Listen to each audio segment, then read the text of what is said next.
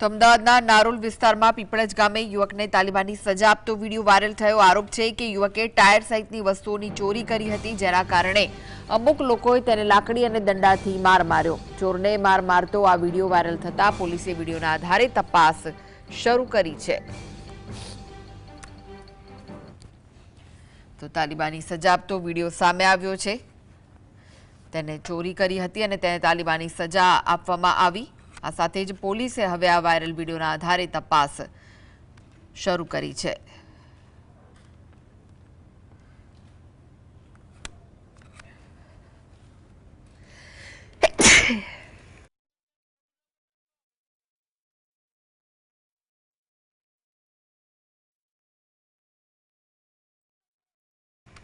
તો વધુ વિગતો માટે જોડાઈ ગયા છે સંવાદદાતા વિરેન્દ્રસિંહ ભાટી। વિરેન્દ્ર, વિડીયો વાયરલ થયો છે, પોલીસ તપાસ હવે તેજ થઈ છે, શું વિગત છે? બિલકુલથી કૃષ્ણા કે અમદાવાદ શહેરના નારોલ વિસ્તારની અંદર જે પીપળજ ગામ આવેલું છે ને તે પીપળજ ગામની સીમની નજીક જ એક તાલિબાની સજા આપતો વિડીયો છે તે સોશિયલ મીડિયાની અંદર વાયરલ થયો હતો।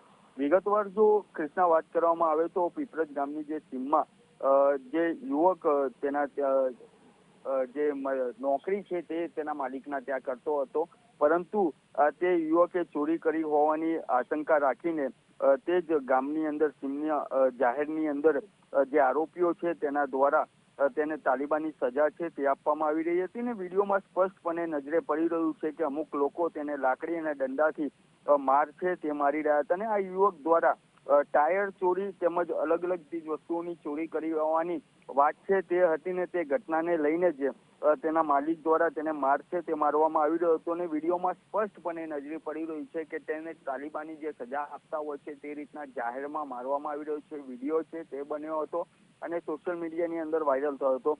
આ ઘટના છે તે નારોલ પોલીસ સ્ટેશનની હદમાં બનવા પામી હતી। પોલીસ દ્વારા આ ઘટનાને લઈને તપાસ છે તે હાથ ધરવામાં આવી હતી, પરંતુ આ વિડીયો જે છે તે 1 મહિના જૂનો વિડીયો હોવાની વાત છે તે અત્યારે સામે આવી રહી છે। પોલીસ દ્વારા જે વ્યક્તિને માર મારવામાં આવી રહ્યો છે તેનો કોન્ટેક્ટ છે તે પણ કરવામાં આવ્યો હતો, પરંતુ તેના દ્વારા જે આરોપીઓ છે તેમના વિરુદ્ધ કોઈ ફરિયાદ નથી આપવી, તેમજ તેની સાથે સાથે તેના વિરુદ્ધ કોઈ પણ કાર્યવાહી ન થાય તેની વાત છે તે કરવામાં આવી રહી હતી।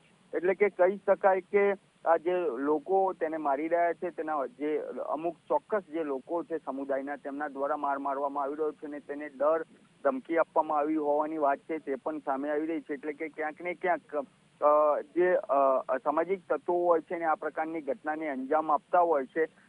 થોડાક સમય પહેલા જ સુરતની અંદર પણ એક શખ્સ દ્વારા લોકોને જાહેરમાં મારવામાં આવતા હોય તેમજ તેને ઓફિસની અંદર પૈસાની ઉઘરાણી કરવા માટે માર મારવામાં આવતો હોય અને વિડીયો બનાવવામાં આવતા હોય છે, તે જ પ્રકારની ઘટના હવે અમદાવાદ શહેરમાં બનવા પામી હતી। પરંતુ પોલીસ દ્વારા જે વાત સામે આવી રહી છે તેને લઈને અલગ અલગ દિશામાં તો તપાસ હાથ ધરવામાં આવી રહી છે। હવે ફરિયાદ છે તે નારોલ પોલીસ સ્ટેશનની અંદર દાખલ થાય છે કે નહીં તે તો એક આવનારો સમય જ બતાવશે। કૃષ્ણા માટે